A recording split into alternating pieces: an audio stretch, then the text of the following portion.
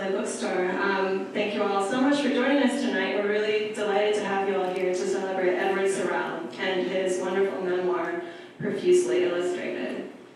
Without further ado, please join me in welcoming Edward and Daniel.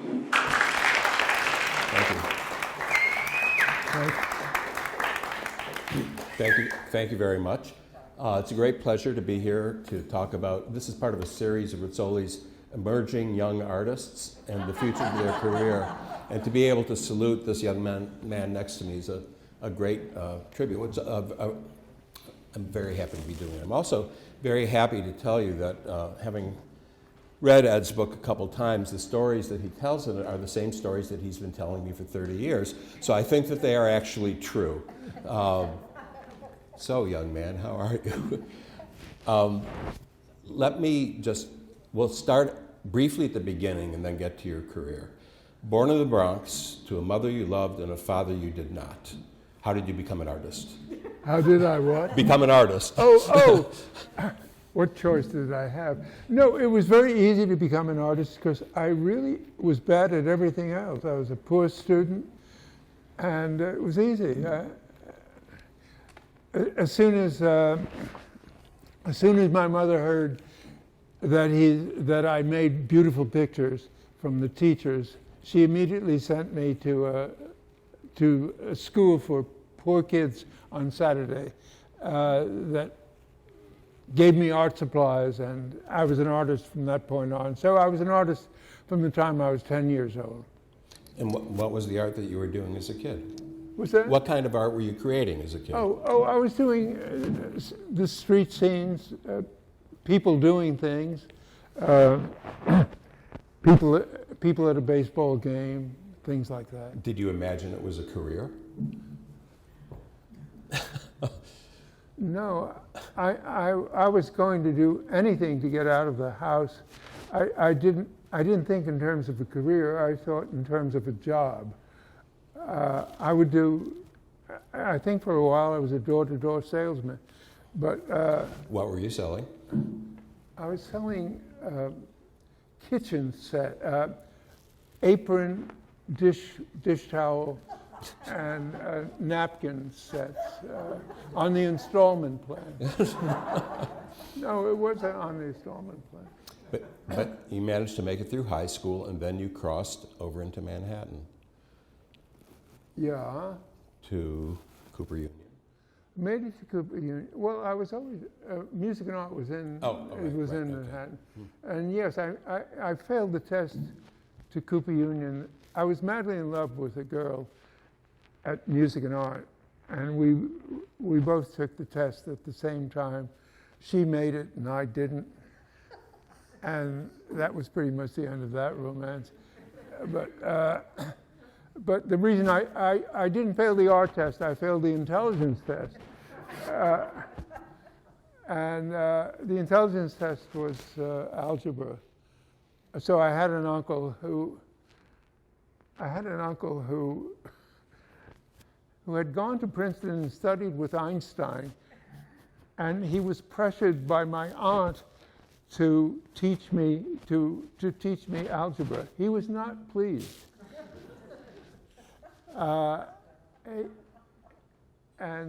He taught me the algebra, and I passed the intelligence test and passed the art test, and I would wave to my old girlfriend in the hall sometimes. This was at Cooper by then? At Cooper, yes. So at Cooper, were you studying to be an illustrator, designer, house painter? What were you up to? Cooper Union was only interested in abstraction. There was a 3-year course that you had to take, which was called two-dimensional design. And it meant that whether you were drawing a locomotive or a bowl of fruit, it was to be done flat with 2 colors. And I learned how to do that. But I also unlearned how to draw. So by the time I got out of Cooper Union, I couldn't draw, but fortunately I got fired from Esquire magazine on the same day that Seymour Quast got fired. So I talked him into us starting a studio. I would carry around the portfolio with his drawings, and we would get rich. And we almost did. And you had 2 other partners, right? Well, after a while, our classmate Milton Glaser came back from his Fulbright in Bologna, and he helped a little bit. Yeah, he did, and he turned out all right. Yeah, he really. Yeah. I always thought he had promise, and he turned out so well that we were about to move to fancy quarters on 57th Street from our cold water studio downtown. And then I decided it was time to go out on my own. And that's what I did. On the day before they moved uptown, I left the studio and began freelancing. No, that's not quite true. I got a job with CBS as a designer because I still couldn't draw. Now, I'm going to show some evidence of this now. Yes, Okay, sure. All right, so Holiday for Strings, RCA Victor Records. Yeah, that was the example. 2 colors, flat. And I learned to do it, and there was a surprisingly little market for it. Can we go on to something else? No, we're sticking with this for a long time. No, one of the reasons I wanted to include this, Ed, is because to me there's nothing in this that is even a hint of what you began doing quite soon after that.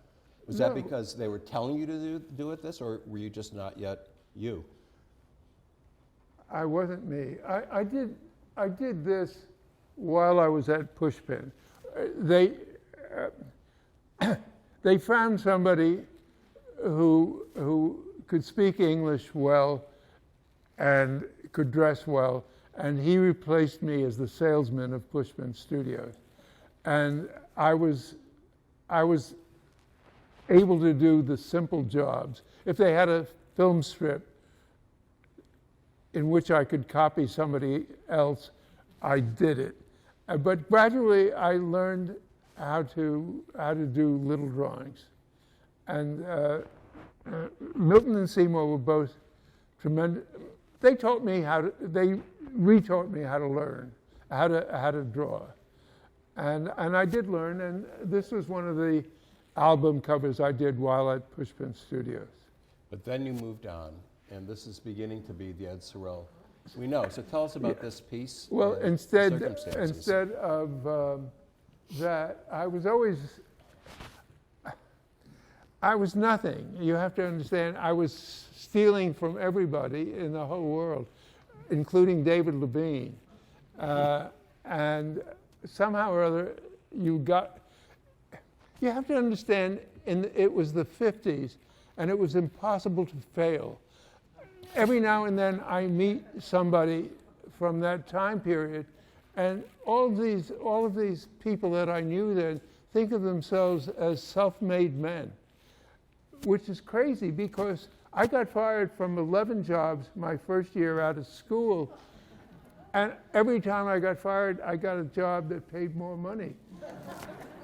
And it was impossible to fail. So even though I was stealing from David Levine, I was getting a job from Esquire to steal from David Levine. So that's the story on that. But this is the beginning of your, I mean, this is, obviously you can see Levine's influence, but the cross-hatching here is, you're doing something early Sorel. It was a little looser. And I got better and better. The whole clue about art is to get better. And this appeared in print, or was it you finished it right at what time, as I recall? That appeared in Esquire, and I can't remember, I did Bobby Kennedy and John F. Kennedy, and they were alive when I did them, but they were dead when the magazine came out, and it was a big embarrassment to the magazine. I think it was this one. Yeah. Well, let's move beyond. So, This Esquire in 1966, and there are those who think that this is really the beginning of the Sorel that you became, this particular piece. What was the beginning of the Sorel that I became? And I did finally become the cartoonist and caricaturist I wanted to be. It came from being happy. My second marriage was a very happy one, and the happier I got, the better I became. And how did this come about? This came about when I took studio space with 4 or 5 other cartoonists, illustrators, and I was hanging on by my fingernails, taking any job that came my way. And suddenly I got a phone call from George Lois asking me to do the cover of Esquire. This was far beyond my wildest dreams to do that. He had seen some of the drawings I did without tracing, and he loved them. So he wanted me to do it in that style. So he gave me this cover to do because Frank Sinatra wasn't going to pose with a lot of flunkies lighting a cigarette. So I did it, but I was so nervous that I rendered it. Instead of doing it freehand, I did it so it came out looking like a rubber mask of Frank Sinatra. And George Lois, I showed it to George, he rolled his eyes and he said, "I'll give you 24 hours to do it over." So I did it overnight, and I think you can tell by the lines how nervous I was. But it put you on the map. I mean, this is it what put made me on, essentially it put me on the map. Okay. Yeah. Staying on the map, but also staying with some of the same subjects. This is, I think, about 20 years later you did this Sinatra? This was done for New York Magazine. It was a spot about that big. And I didn't have to, I obviously did it larger, but the fact that it was so small and so unimportant let me do it as free as I wanted. And I put it in the book because I wanted to show how wonderfully chaotic my line had become from the constipated line that I had in the beginning. Well, this wouldn't be the constipated beginning. This is when you're ready. Your bowels are in good shape. Yeah, my bowels are in good shape now, yes. Well, a favorite subject. Then there are several of these pieces that you did in the late 60s and 70s in which you have, in this case, 4, 5, 6, 7. You have to do caricatures of 10 people for one piece of art. I presume that takes a lot of time. It's labor intensive. Yeah. One of the things that's great about this piece is that I think maybe with 1 or 2 exceptions, you can recognize everybody immediately, which is a very difficult thing, I think, for an artist to do. Actually, it isn't hard. At least I don't think it's hard to do what I do, because I don't do exaggerated caricatures. Well, you say you don't think it's hard, but you complain all the time about how you can't do it. It takes a long time. Yeah, okay, got it. So the Atlantic specifically asked you to do these 10 people, put Gertrude Stein and Shakespeare and Oscar Wilde and Tolstoy, et cetera, on the cover together? This was in 1960 something, or 1970. It's a long time. I don't remember. I rather suspect that I was told who to do. Yeah, you did them well.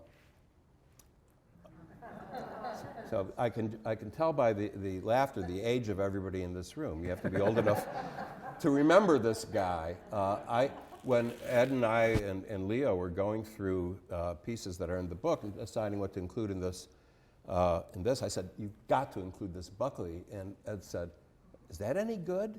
And to me, this is as good as it gets. I mean, you know him, even if you don't know anything about him, you know him from this illustration. Okay, why argue? Okay.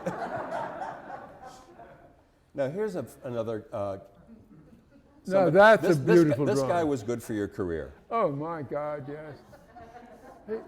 He's really been terribly misunderstood. He just wanted money. What's the problem? The reason he's praying it was to illustrate.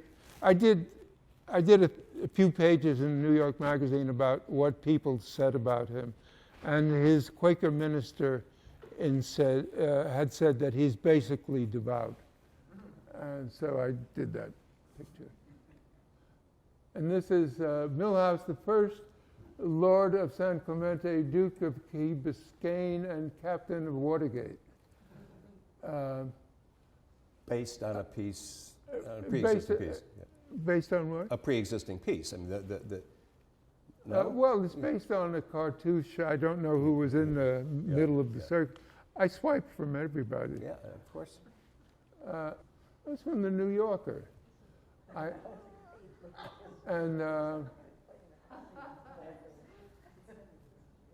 What can I say about it? Well, let's. I've got a couple questions about it. Was Kissinger always part of the concept, or was that something that comes in later?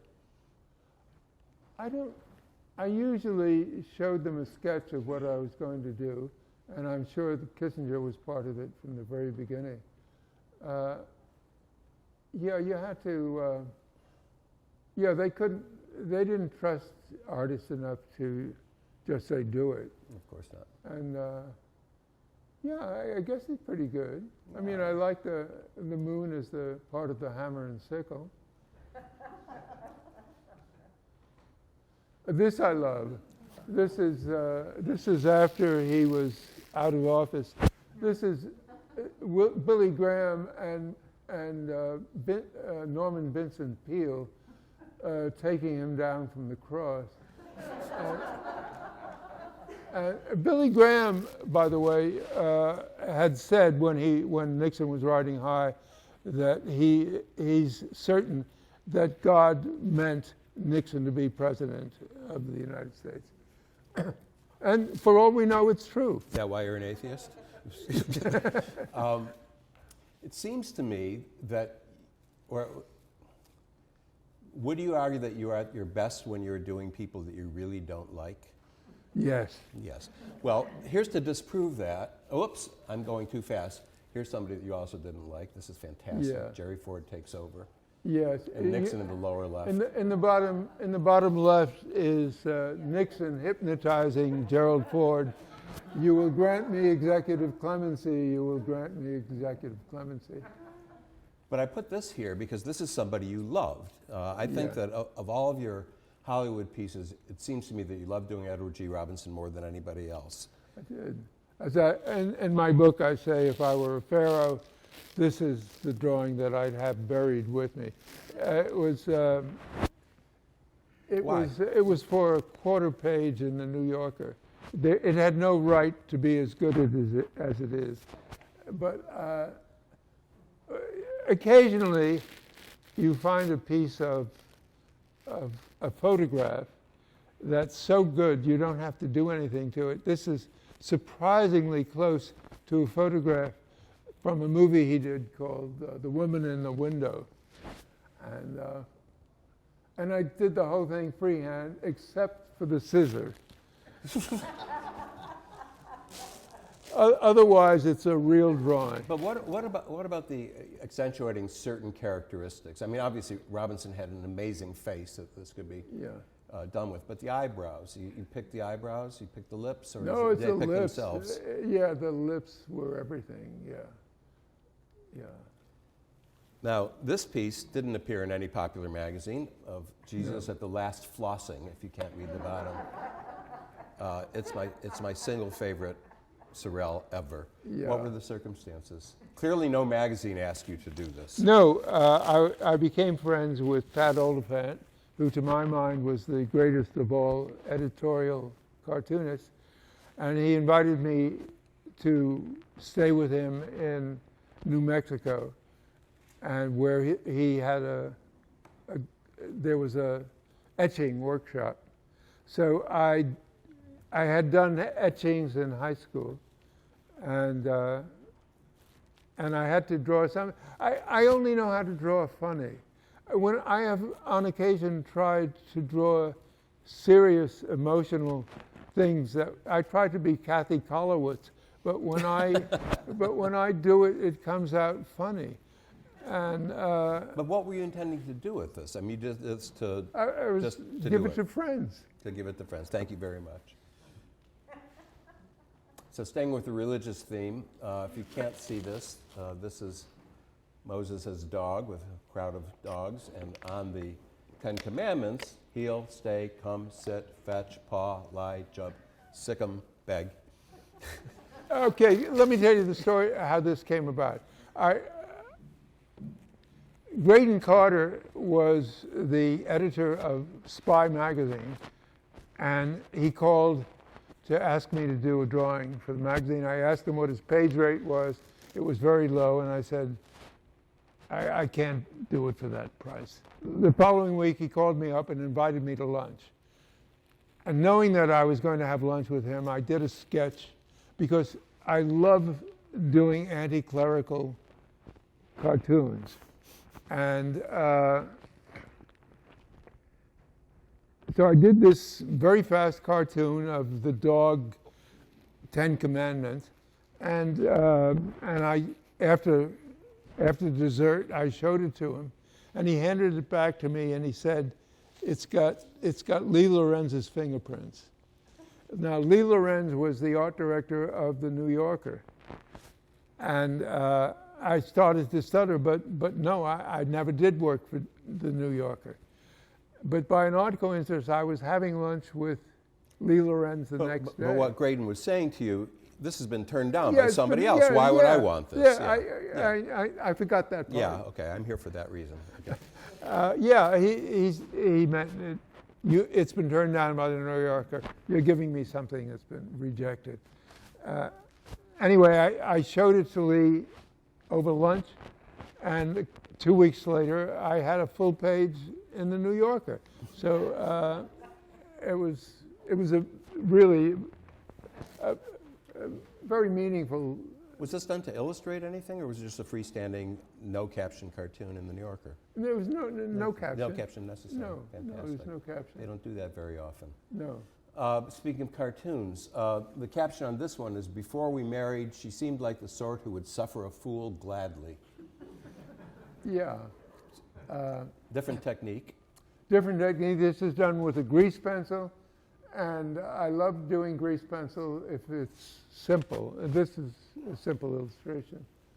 Another cartoon, back to this is the most. But announce the caption for this one. This is yes. I'll give it to them in a second. Obviously, you can see what it is. It's a very well-to-do father and his rebellious son. The examined life doesn't seem to bring in much income.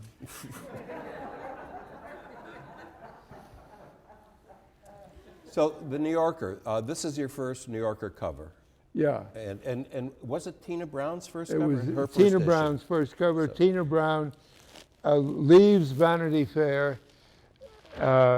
Graydon Carter takes over her job, and she gives instructions to Lee Lorenz, who is still the art director, to get covers from every artist in New York. And anybody that Lee Lorenz thinks is good, call them up and tell them that we will pay for the sketches even if we don't use them. This is unheard of. The New Yorker was strictly a speculative assignment.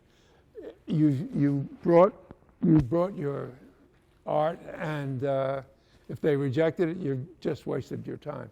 So when I walked into Lee Lorenz with my 3 sketches for covers, his office, there wasn't any place to sit down. It was piled up. There were literally thousands of covers. And she came back from her vacation in someplace, and 2 of the 3 covers that she chose were mine. So I felt I was sitting pretty, and she wanted this one for her first issue. I think worth noting that back then, at that time, the New Yorker did not have covers that had anything to do with what was in the magazine. They were just pieces of art on their own. Yes. Whereas these days, more often than not, they're illustrating something. right. In fact, I think almost all the time. Yeah. So this was at a time when you had much more freedom. Of course, you had freedom because you didn't even have the assignment. You could do whatever you wanted. But then begins your long career doing New York. Other thing to point out, this is 1992. The cover price on the New Yorker is $1.95. How much do you think it is now? $8.99. I like the 99 cents. Also to be noted is the size of my signature. I was determined that everybody would know who did the cover. Yeah, this was one of my ambitious covers. You know, I had terrific ideas that I wish somebody else could have done. I mean, doing every president who ever lived is.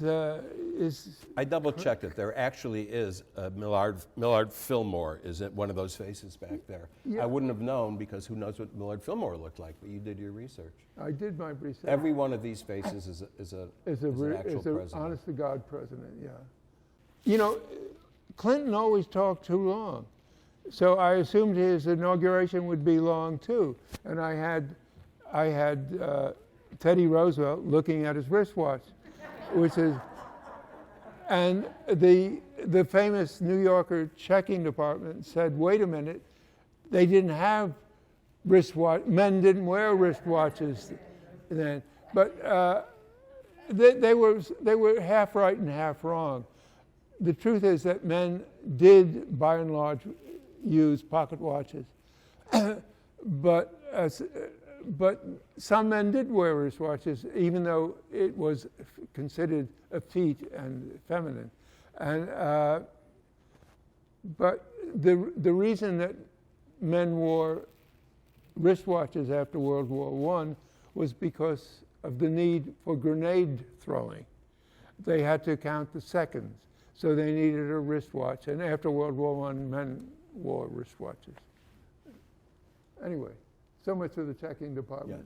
Yeah. So another one with 15 very distinguishable faces. I was ambitious. What happened to that? Where did your ambition go?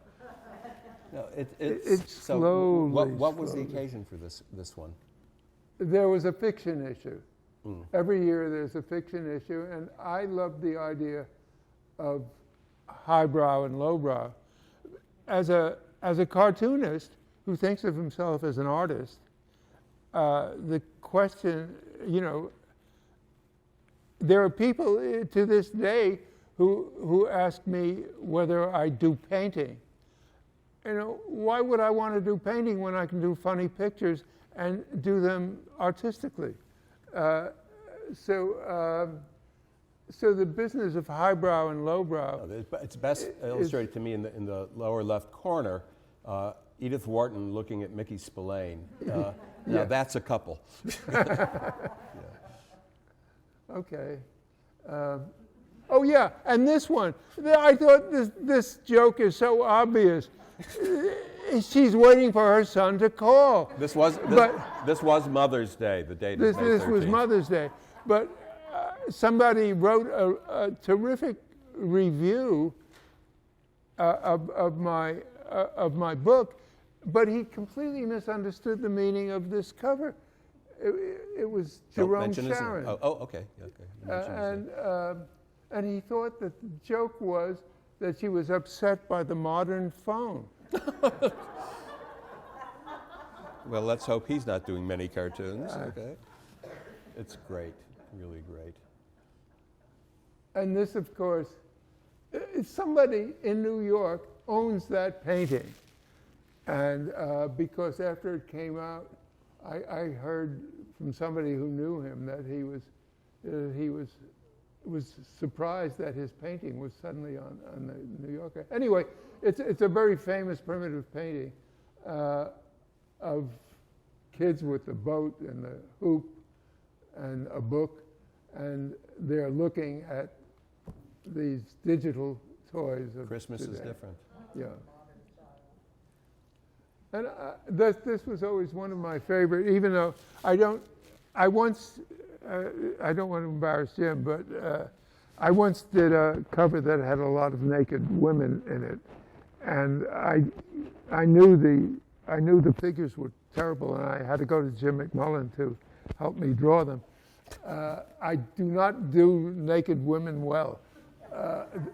Someone thought that she looked like a football player. But nevertheless, I love the idea of all of us being satyrs and nymphs and reaching old age and reading the Wall Street Journal. Sinatra again. This is a year before he died, I think.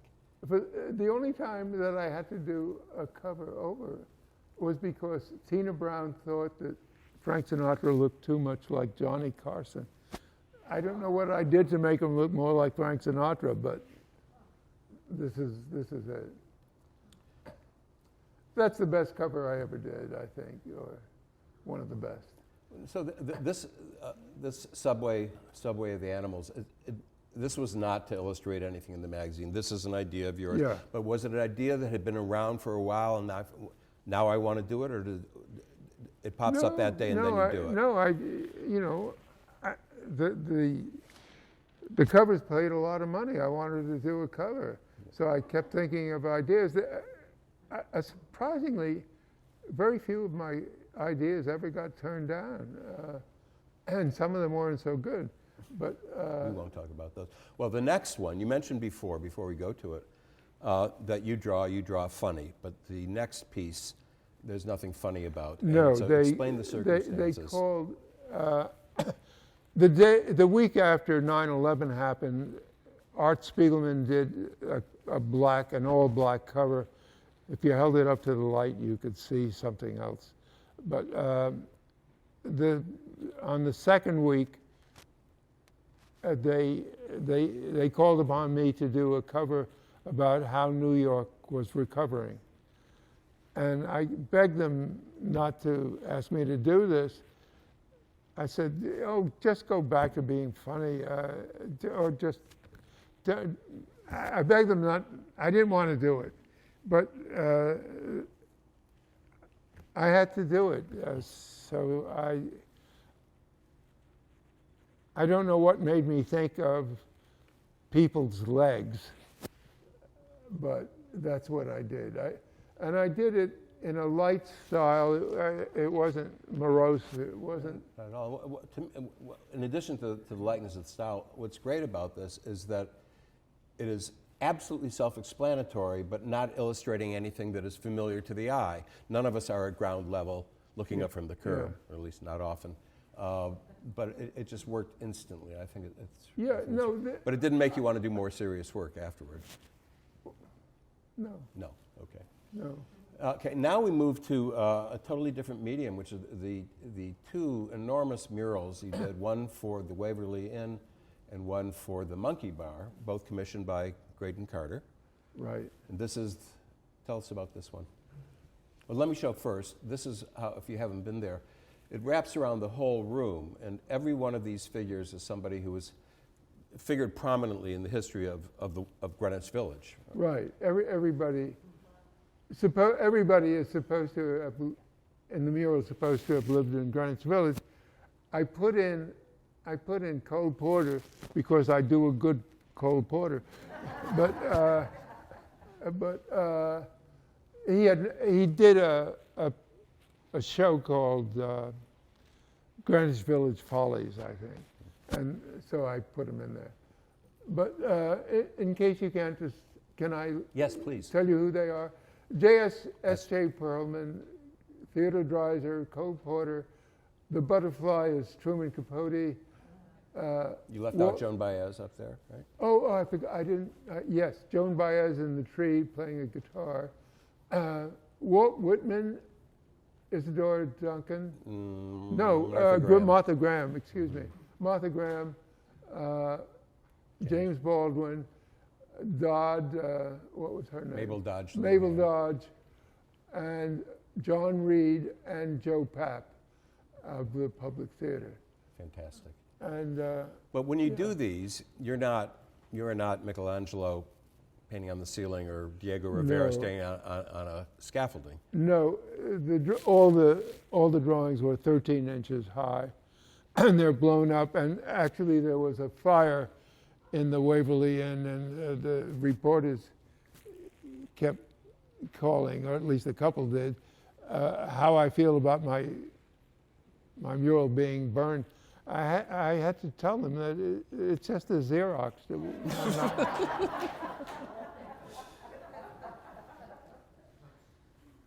Then your next book, or your penultimate book, Yeah. your most recent book before this book, we'll call this the penultimate book because we expect another one after it, but explain this one.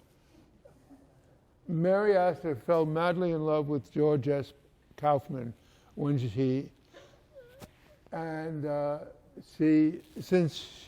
since everybody in New York knew that Kaufman had an open marriage, she had reason to hope that he would leave his wife and marry her and save her. She was always looking for a savior to save her from her alcoholism, and she eventually she had tried the Catholic Church, but that didn't help, and she was sure that Kaufman would. But Kaufman actually was very much in love with his wife, even though they didn't sleep together, and it was a losing battle for her.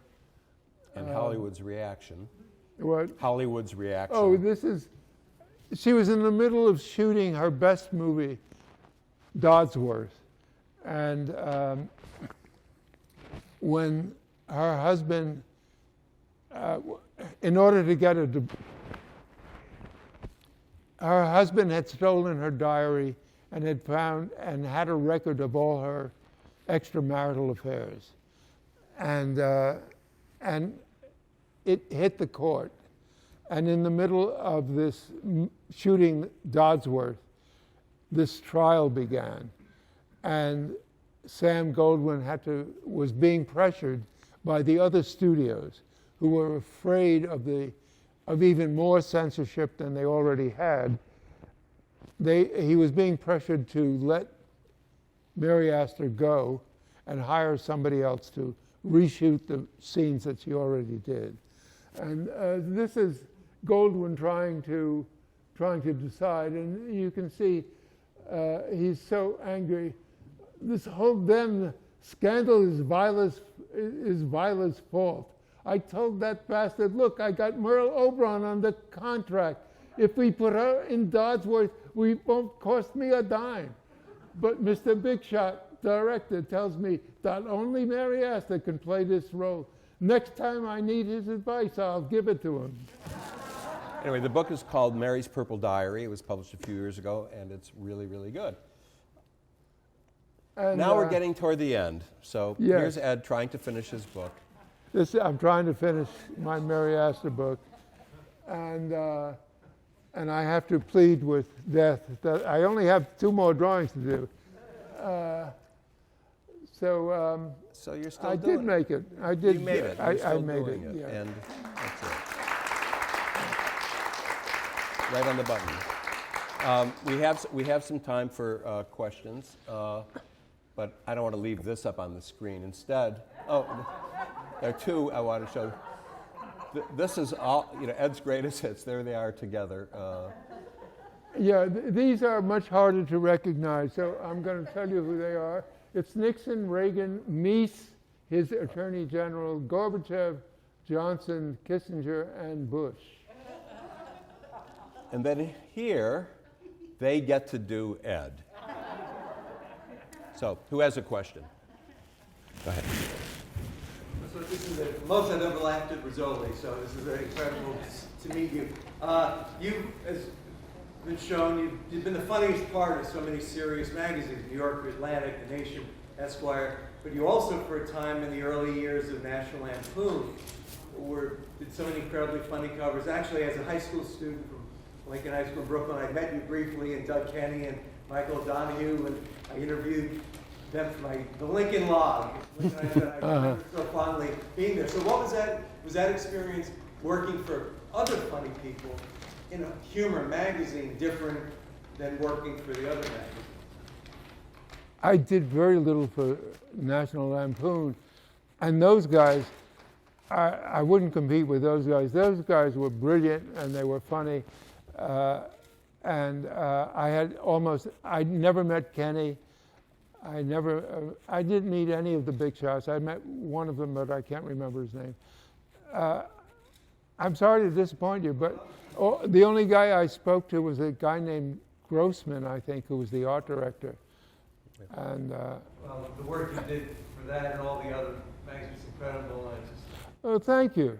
Thank you. Who else has got a question? Yes, and back? Am I right that you're going to be 93 in 2 days? That's true. You get applause just for living. Nobody else here has done that. I mean, that's something to be, I don't think. Yeah, well, I'm usually the oldest guy in the room, yes. Can I thank you very much for Pushpin and all the stuff you distributed and all the encouragement you gave to artists through the Art Students League as well, and all your donations to the Society of Illustrators, who my dad was a member of as well over the years, because you really, really helped push a lot of people forward. I don't know if you know about it, but I'm telling you right now. Well, thank you. Yes. What is the secret of your longevity? Second, do you have any thought or aphorism that you want to be remembered for? Secret of your longevity, yeah. And is there an aphorism that you would want to be remembered? What summarizes you in your own mind? Well, Hokusai has said it all about. He talked about when he will get middle age, he'll be able to do that, and when he gets older, he'll be able to do that, and by the time he's very, very old, he'll be a great artist.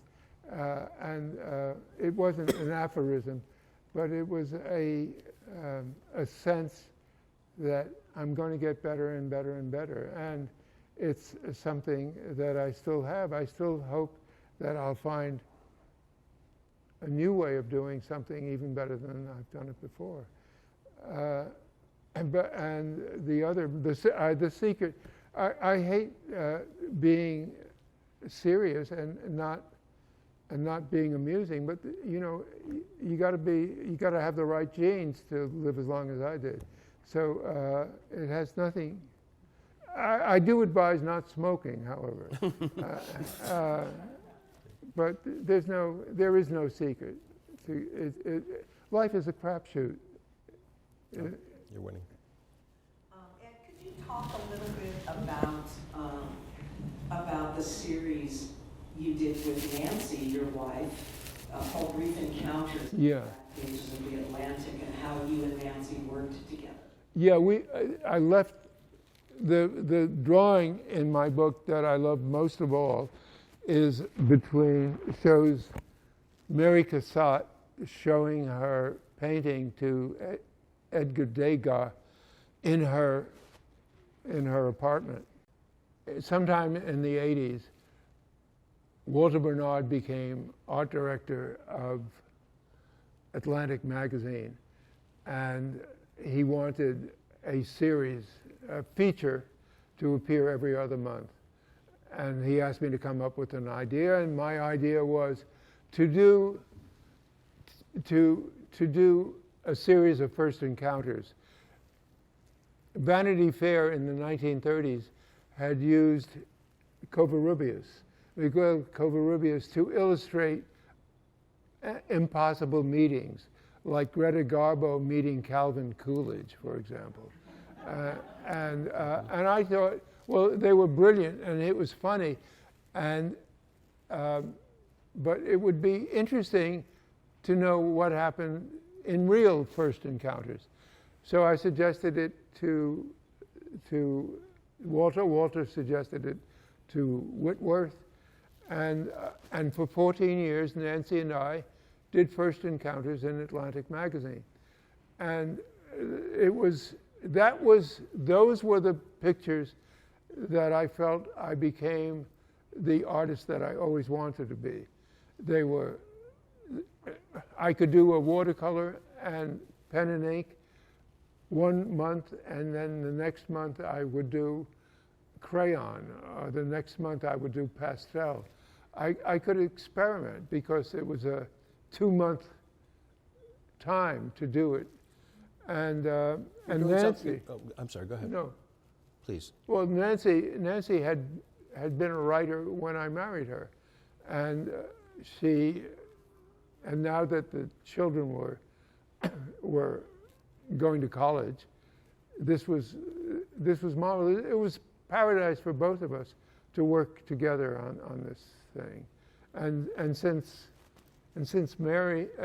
Nancy never got up. Once Nancy was working, she just kept working. Whereas when I worked, I went to the refrigerator every 5 minutes. So I got a lot of work done. And it was the best, it was the best marriage, and it was the best part of the best marriage, working on First Encounters together. There's an imitator of Ed's, whose name I won't mention. Everybody in the business knows who he is. He does what Ed does. Well, I'm not going to mention his name, but his name is Victor Yuhash, and it sounds very much like that. And at an illustrator's party, Ed walked up to Victor and said, "So, Victor, how am I doing?" That's the question here. I was just going to ask if there are any young artists that you particularly enjoy or follow regularly. Indeed, as I say in my book, that the reason I didn't do many cartoons about Trump was because he scared the hell out of me, and I didn't know how to do anything funny about him. Barry Blitt, who has done the most wonderful covers on the New Yorker about Trump, I'm in awe of how brilliant they are. So I think he's young enough to be called a young artist. Well, in your position, it's easy to say that everybody's a young artist. With that, happy birthday. And thank you, and there's some books to be signed.